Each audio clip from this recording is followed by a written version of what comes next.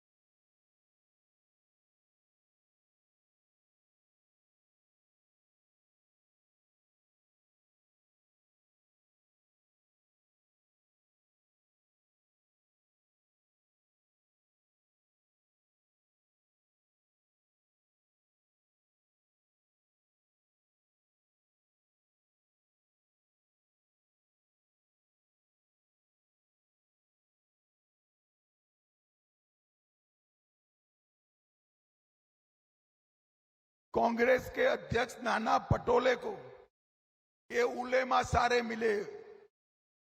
उलेमाओं ने उनको कहा कि देखो भाई, हम आपको वोट तो देंगे मगर हमारे काम करना पड़ेगा। पटोले साहब ने कहा कर देंगे, बताइए क्या करना है। तो उन्होंने कहा है, मौलानाओं को हर महीने, मस्जिद के मौलानाओं को हर महीने 15,000 देना पड़ेगा। आप उमरखेड़ वालों सहमत हो क्या? जोर से बोलो, सहमत हो क्या?